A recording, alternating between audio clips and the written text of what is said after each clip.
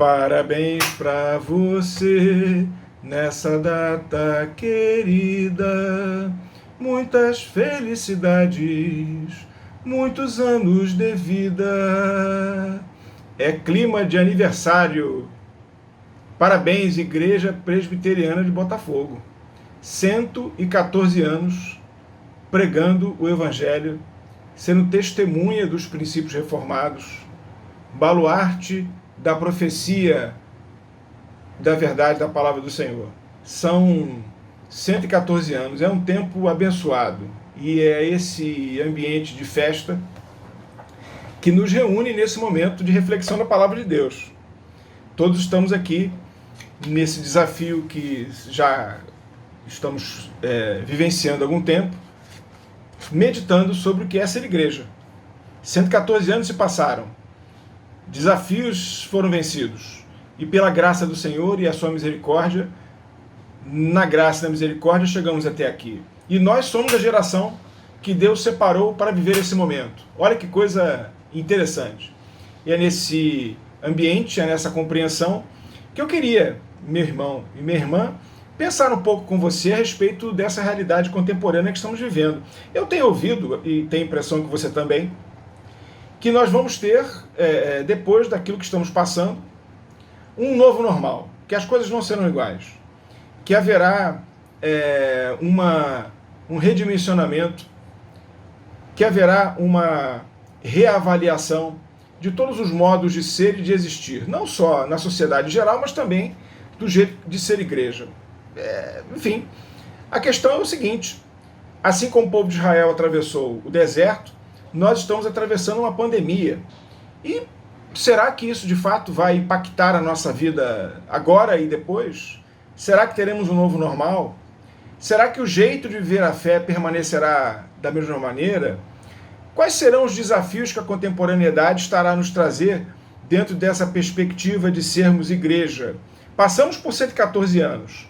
Queremos olhar para essa realidade, queremos olhar e prospectar aquilo que irá acontecer. Será a fé a mesma? Será a liturgia igual? Os princípios de ética e de presença na sociedade que norteiam a igreja serão os mesmos? São questões, com certeza, que perpassam o seu e o meu coração, que estão em aberto. Nós vamos ter que enfrentá-las em conjunto.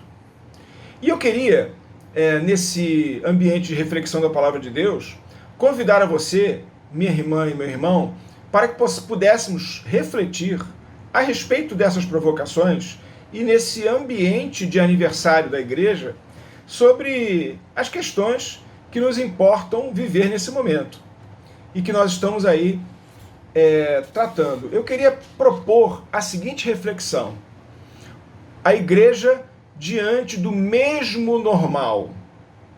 A igreja diante do mesmo normal.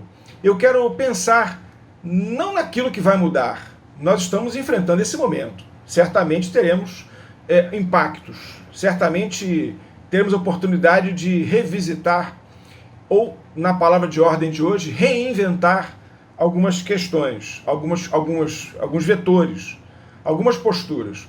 Mas eu queria, Igreja Presbiteriana de Botafogo, nesse espaço que Deus nos oportuniza, e nós com muito respeito, com muito temor e tremor, não é fácil estar aqui, meus irmãos, diante da palavra de Deus, trazendo uma reflexão, não é fácil.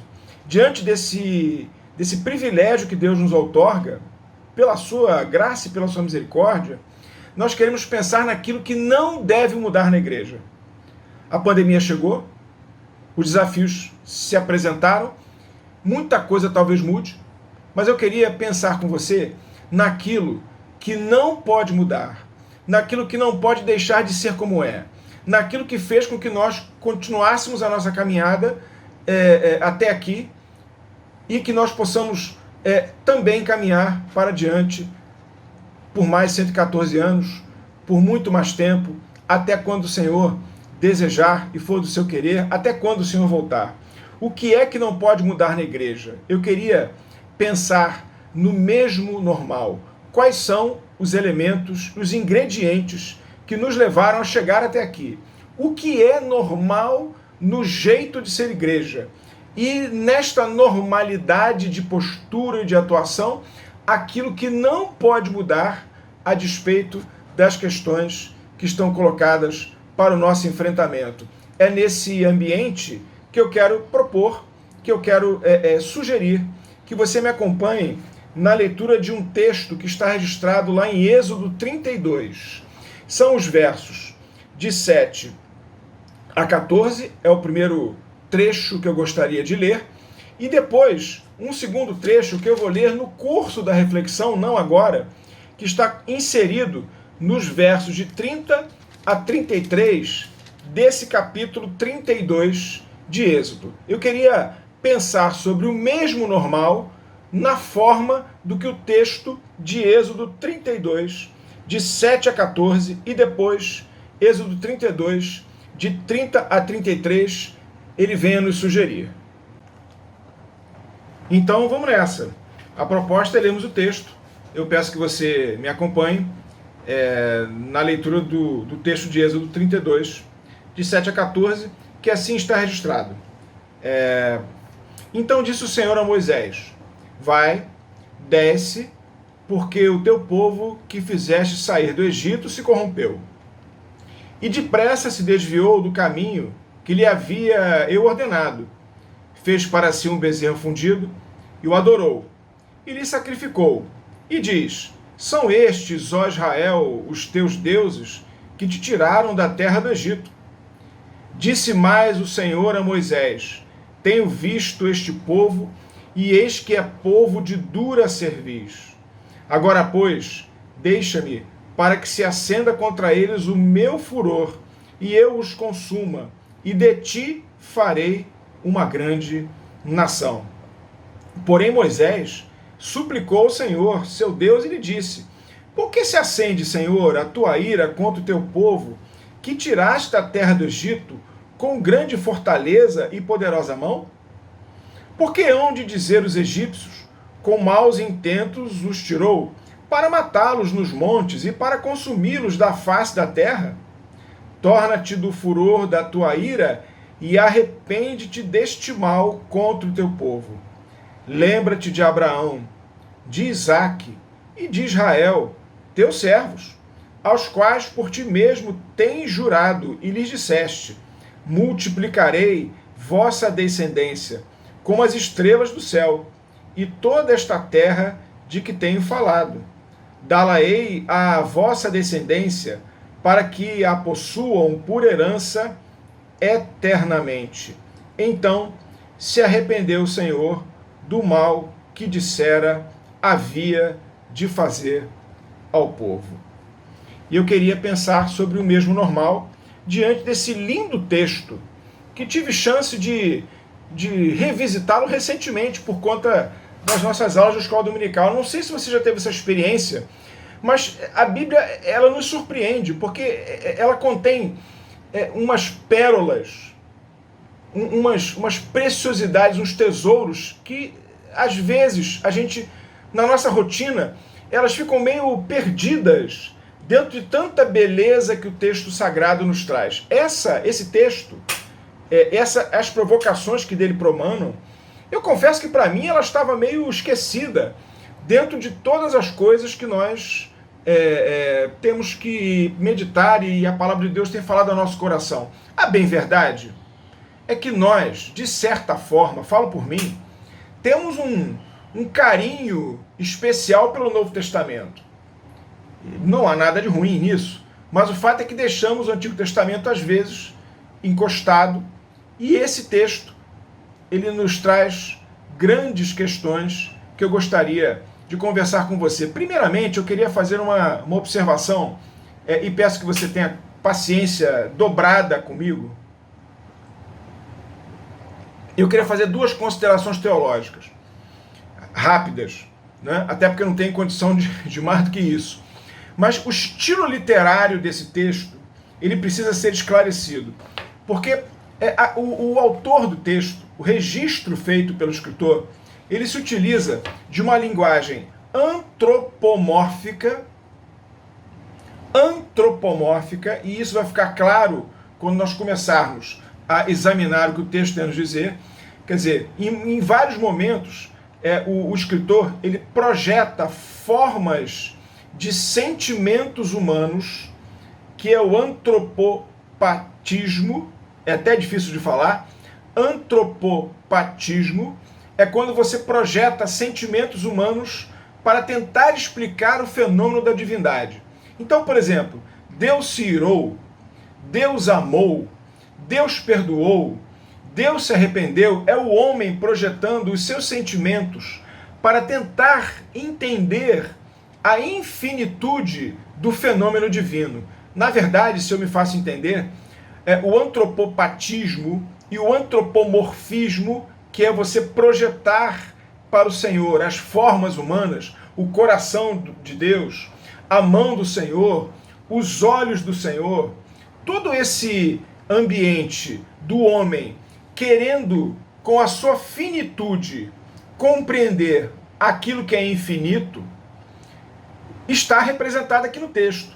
De sorte, meus irmãos e minhas irmãs, quando a gente lê o texto, nós temos que ter à vista dos nossos olhos a limitada compreensão do fenômeno divino pelos instrumentos de compreensão que o homem tem. Por isso o homem ele projeta sentimentos seus, o antropopatismo, e ele projeta formas suas, o antropomorfismo, para que ele possa explicar o que está acontecendo com Deus. Porque se você olhar o texto sem essa perspectiva, talvez você tenha algumas dificuldades de captar a verdadeira mensagem que ele está querendo trazer. O texto, ele trata Deus como se Deus fosse um homem, como se Deus fosse um ser, portanto, com as limitações corporais da nossa forma humana e com as perspectivas de sentimento de nós, seres humanos. Isso o autor faz tentando traduzir aquilo que não se pode traduzir, que é a infinitude do soberano e eterno Senhor. Assim sendo, minha irmã e meu irmão, eu queria pensar sobre o mesmo normal. Entendendo o texto com esses instrumentos que há pouco conversamos, eu queria extrair dele alguns conteúdos que nos impulsionam na mantença daquilo que tem preservado a nossa identidade como nação santa, sacerdócio real, povo de exclusiva propriedade do Senhor, lá na Igreja Presbiteriana de Botafogo, ou, se preferirem, aqui na Igreja Presbiteriana de Botafogo. Há 114 anos, o mesmo normal, aquilo que não pode mudar, nos tem acompanhado. Veja, eu peço que você esteja com a Bíblia aberta, porque eu gostaria de revisitar, de focar, de extrair algumas conclusões daquilo que lemos. Veja que nesse primeiro momento, o texto ele nos coloca diante de Moisés e Deus no Sinai. Deus está ali, junto com Moisés, entregando as primeiras tábuas da lei. Esse é o ambiente do texto. E naquele, irmãos, momento tão importante, Deus chega e fala assim: disse o Senhor a Moisés, é o verso 7, vai e desce, porque o teu povo que fizeste sair do Egito se corrompeu. Olha que interessante. Isso é muito interessante.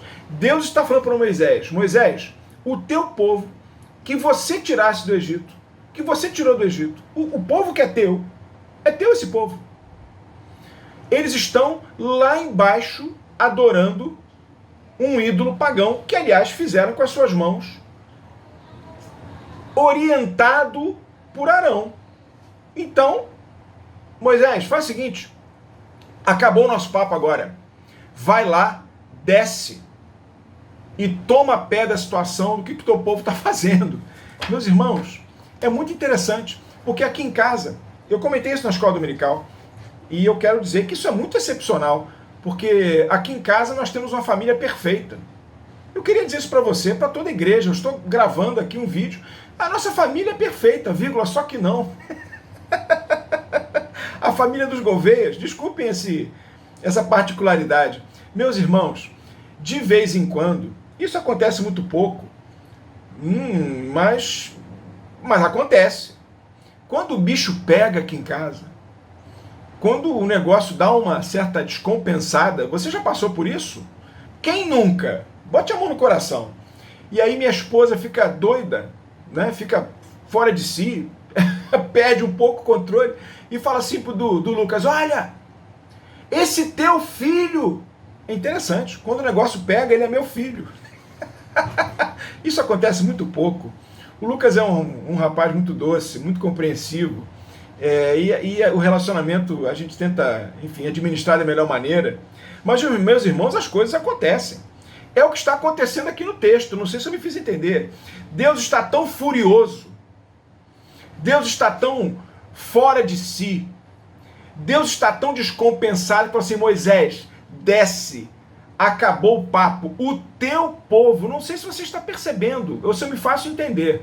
Deus está dizendo que o povo não é dele. Deus está dizendo que o povo é de Moisés. Moisés se vira. Esse teu povo aí, cara, verso 8, veja aí. E depressa se desviou do caminho que lhe havia ordenado. Fez para si um bezerro fundido e o adorou, e lhe sacrificou, e diz: são estes, ó Israel, os teus deuses, que te tiraram da terra do Egito. Olha, meus irmãos, Deus estava enjeitando a paternidade do povo. Deus estava enjeitando a paternidade do povo. E veja, ele fez uma sedutora oferenda, um oferecimento sedutor para Moisés. Veja o que diz o verso 10. Agora, pois, deixa-me, para que se acenda contra eles o meu furor, e os consuma, e de ti farei uma grande nação. Moisés, ninguém lá vale nada. Moisés, acabou. Esse teu povo, é preciso dar um boot nesse sistema, Moisés. Não quero mais eles. Eles escolheram a quem querem adorar. Deus estava furioso. Deus estava fora de si, segundo a leitura do texto. E fala assim: Moisés, eu vou zerar esse passivo. Não quero mais esse povo. E de ti farei uma grande nação. Meus irmãos, Deus estava mexendo naquilo que é mais delicado na minha e na sua vida, que é a nossa vaidade, que é o nosso ego, que é o nosso individualismo. E Moisés estava diante de um Deus descompensado, de um Deus furioso pela idolatria do povo, e com razão, diga-se de passagem. E Moisés sofreu e se submeteu a esse convite, que era um convite que mexia naquilo que é mais difícil do ser humano administrar, que é o seu egoísmo. E diante desse contexto, o que fez Moisés? Moisés, no verso 11, eu peço que você esteja comigo, com a palavra de Deus aberta, para a gente poder construir um raciocínio e uma reflexão consistente do que o texto nos manifestando, nos orientando, nos revelando.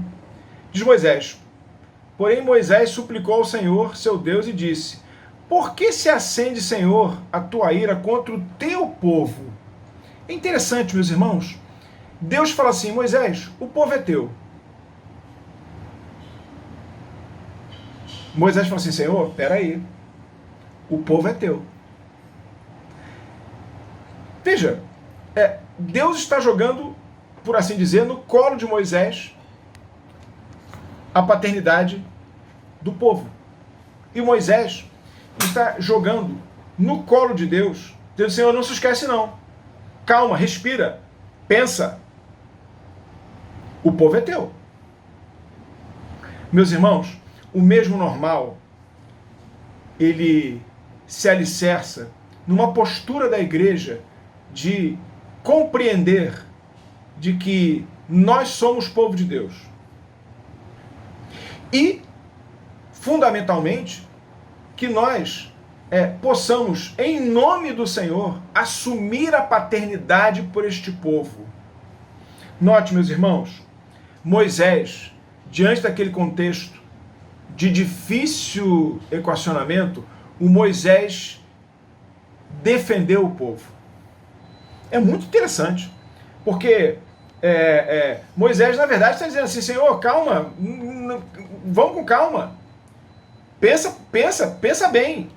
Veja, este povo é teu, porque se tu fizeres o que está dizendo que farás, o que vão dizer as outras nações? O que vão dizer os outros? Bom, tirou eles do Egito, para eles morrerem aqui, que Deus é esse? Veja, Senhor, como é que o seu filme vai ficar queimado perante aqueles que viram e participaram e compreenderam e identificaram aquela circunstância de que o povo foi retirado da terra do Egito e agora compreende e está morrendo no deserto? Como vai ficar, Senhor, a tua fama? Moisés fala, Senhor, veja, tu não podes falhar com a tua promessa que fizeste a Abraão, a Isaque e a Israel. Senhor, o povo é teu. Meus irmãos, Moisés, esse é o grande ganho do texto. Com a sua linguagem de antropopapismo e antropomorfismo, como eu tentei traduzir no início, a dinâmica do texto, literariamente construída, é no sentido de colocar em Deus uma ação que seria humana. Moisés fala assim, olha, pensa bem, o povo é teu. Meus irmãos, Moisés dizendo que o povo é de Deus, Moisés está assumindo a defesa do povo. Sabe, meus irmãos, Moisés pegou pesado com Deus, respondeu no mesmo tom, Senhor, o povo não é meu não, o povo é teu. E quando Moisés faz isso, ele está assumindo a defesa do povo. Na verdade, o que o texto está dizendo é que Moisés não abriu mão de defender, irmãos, as pessoas. Sabe, meus irmãos, como diz o reverendo Diego, é uma expressão que gosto muito, a sociedade de hoje é a sociedade do controle remoto. Gosto muito dessa expressão. Quando nós estamos com o controle remoto em casa e aparece um programa que não nos interessa, nós trocamos de canal e passamos a colocar o outro programa. Moisés está defendendo o povo. Moisés não está abrindo mão do povo. Moisés está assumindo a responsabilidade de cuidar do povo. Meus irmãos, o novo normal da igreja deve ser um novo normal afinado com a postura de Moisés. Quando nós somos igreja do Senhor e nós estamos lá, ou aqui, como você preferir, comemorando 114 anos, sabe por quê, meus irmãos? Porque nós não abrimos mão de salvar pessoas. Nós não abandonamos o povo. E veja, o povo é pecador. Moisés, em momento algum, esse é um aspecto que vamos destacar posteriormente, Moisés, em momento algum, passou a mão na cabeça do povo. Moisés não está dizendo, Senhor, esse povo não pecou. Esse não é a defesa de Moisés. Mas Moisés está defendendo o povo. Moisés está assumindo a paternidade do povo. Meus irmãos, nós não estamos aqui numa sala de espera para a condução que nos leva para o céu. Não. A igreja, ela é triunfante porque a nossa esperança, ela transcende esse momento que vivemos, mas a igreja é uma igreja militante. O novo normal que vai acontecer não sabemos, mas o mesmo normal é de uma igreja que durante 114 anos ama o povo. E nós esperamos, meus irmãos, para completarmos a nossa carreira na trajetória da vocação que Deus nos tem chamado, que a Igreja Presbiteriana de Botafogo continue assumindo a paternidade das pessoas. A igreja é um lugar de salvação, é um lugar de anúncio do Evangelho, é um lugar de assumir a paternidade daquele que não tem mais esperança e não tem mais orientação para viver uma vida livre do pecado. O mesmo normal, portanto, na compreensão que o texto nos sinaliza, ele aponta por uma postura onde a igreja assume a paternidade, meus irmãos, de salvar pessoas. Mas também o texto nos sugere que o novo normal, ele exige da igreja que a igreja mantenha, na perspectiva do mesmo normal. O novo virá, mas o mesmo não pode deixar de existir. Esse mesmo normal nos sugere, nos desafia a uma vida, meus irmãos, de fé em santidade. É interessante, e de alguma maneira nós já referenciamos essa postura, né? essa dinâmica que nasce do texto. Você percebe que Moisés, ele em momento algum passou a mão na cabeça do povo. Ele assume a paternidade e fala assim: Senhor, não, é teu o povo, e eu estou aqui em teu nome. Mas Moisés, em momento algum, meus irmãos, ele faz uma postura de colocar panos quentes no pecado do povo. Ah, meus irmãos, o que não pode mudar na igreja é uma vida de santidade. A fé com o trapo da imundícia das nossas justiças não combina. E sabe, meus irmãos, você como eu liga a televisão e nós vemos tantos líderes religiosos. E veja, estou falando líderes religiosos de maneira geral, envolvidos em situações que não edificam, em situações que trazem dificuldade para mim e para você, que queremos viver uma vida de santidade, apesar das nossas limitações. Uma vida de fé não pode abdicar de uma vida de santidade. Uma vida de santidade, meus irmãos e minhas irmãs, não pode colocar panos quentes no pecado. Não pode. Moisés não fez isso. Aliás, a sugestão que se dá é que você amplie a leitura no capítulo 32 de Êxodo. Você vai identificar que o pecado traz a morte. Esse capítulo é um capítulo doloroso. O sangue se derrama.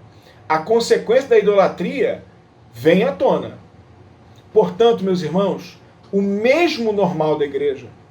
A igreja não pode perder o horizonte da fé abdicando de uma vida de santidade. E eu queria, na dinâmica do texto, naquilo que ele se nos apresenta como mais precioso, penso eu, destacar o que diz o verso 9 desse capítulo 32. Ele diz assim: Disse mais o Senhor a Moisés: Tenho visto este povo, e eis que é povo de dura cerviz.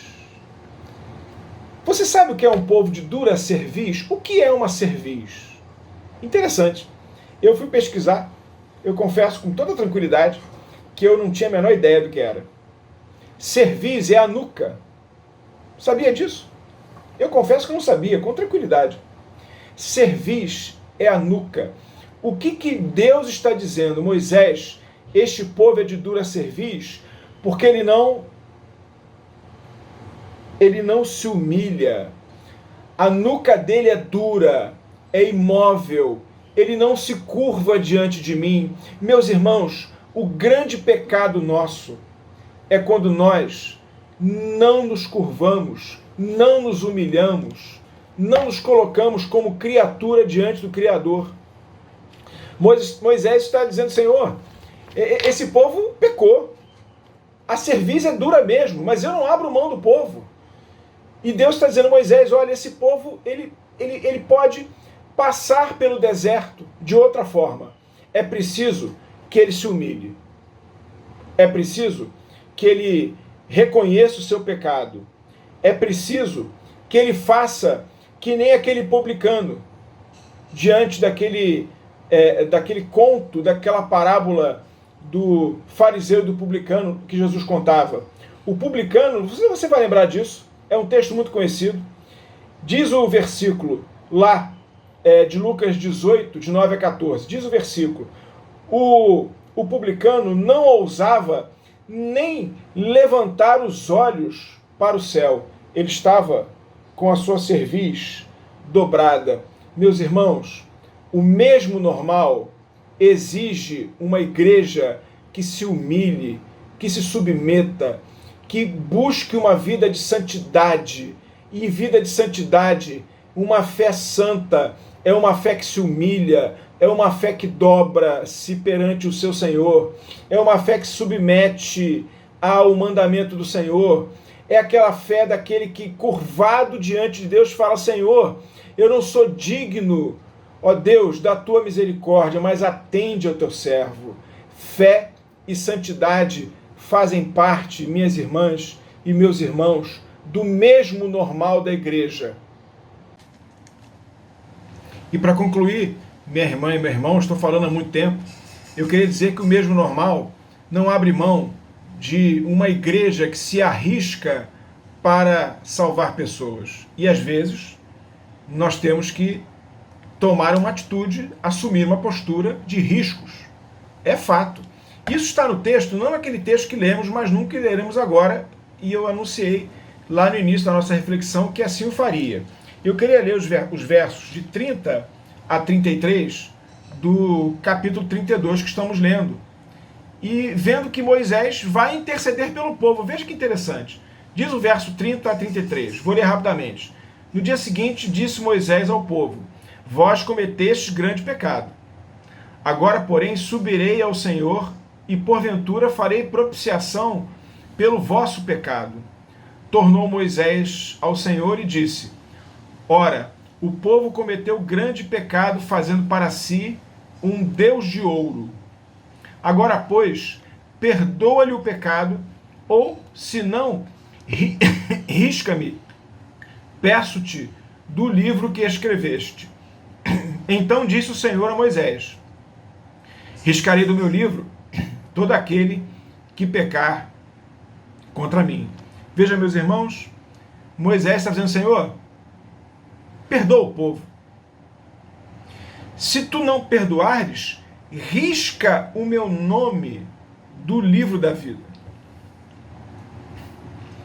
O mesmo normal, meus irmãos, ele parte de uma igreja que está disposta a correr riscos, a enfrentar poderosos, a se expor a críticas, na hora em que ela vai ao mundo pregar o evangelho. Moisés falou: Senhor, não, o povo é pecador, eu não estou dizendo que não é, mas eu peço que tu o perdoes. E Pai, se for necessário, risca o meu nome do livro da vida. É uma igreja solidária, vencendo um mundo solitário de Deus. É uma igreja que ama, é uma igreja presente. O mesmo normal, aquilo que não pode mudar da igreja, é uma igreja que está disposta a ir ao mundo, correndo os riscos que essa ida representa. E às vezes, meus irmãos, se colocando como Moisés está falando: Senhor, olha, eu quero interceder por este povo pecador, perdoa. Se for o caso, Pai, risca o meu nome. Eu estou disposto a abrir mão do meu privilégio. Eu estou disposto a abrir mão da minha segurança. Risca o meu nome, Senhor, do livro da vida. Mas perdoa esse povo. Essa é a igreja que não pode mudar.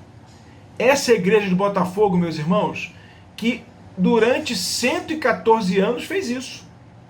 Essa é uma igreja que vai ser impactada por aquilo que o mundo está trazendo, as mudanças que se estabelecem diante desse novo momento histórico que vivemos. Mas é uma igreja que não pode mudar na iniciativa, no gosto de salvar vidas, de se arriscar para que pessoas possam encontrar ao Senhor, de pessoas que buscam salvação, e uma igreja solidária que se faz presente, rompendo a solidão que se estabelece no mundo de pecado, onde as pessoas não têm saída e não conseguem enxergar o que vai acontecendo. Essa é uma igreja que se transforma, essa é uma igreja que se amolda aos novos tempos, mas que ela mantém a essência daquilo que jamais pode mudar, que é a paixão por estar no mundo sendo sal e sendo luz e correndo os riscos inerentes, meus irmãos, que essa postura sempre traz. É uma igreja que não tem medo de se expor, porque ela sabe que ao se manifestar presente e presença na história, ela será sal, ela será luz, ela irá transformar tantas vidas que são colocadas para que o Senhor assim o faça. Senhor, que tu possas, ó Pai, na igreja de Botafogo, deste momento que celebramos 114 anos, essa é a nossa oração, que tu nos coloques, Pai, com uma postura igual ao teu servo Moisés, que nós possamos nos doar para a causa, de tal maneira que nós possamos fazer que nem Moisés. Senhor, perdoa o povo, se for necessário, se é do teu querer, e se assim for, mercê da tua vontade, risca o meu nome do livro da vida. É uma igreja que sabe correr sacrifícios e riscos para que as pessoas possam encontrar salvação em Cristo Jesus. Por fim, igreja querida, comecei essa reflexão cantando parabéns para você. Eu queria terminar dizendo que é uma alegria sermos igreja num momento onde os desafios estão aí presentes. Os 114 anos nos ensinaram como devemos permanecer fiéis ao Senhor. Que nesse momento de aniversário, que nós possamos dar graças a Deus por tudo que foi feito. E que nós, olhando para a experiência que o texto bíblico nos apontou, possamos estar maleáveis e dispostos a continuar essa caminhada, mantendo aquilo que é essencial na nossa fé e nos colocando à disposição para nos adaptarmos aos novos tempos, buscando, meus irmãos, ser aquilo que temos sido pela graça do Senhor.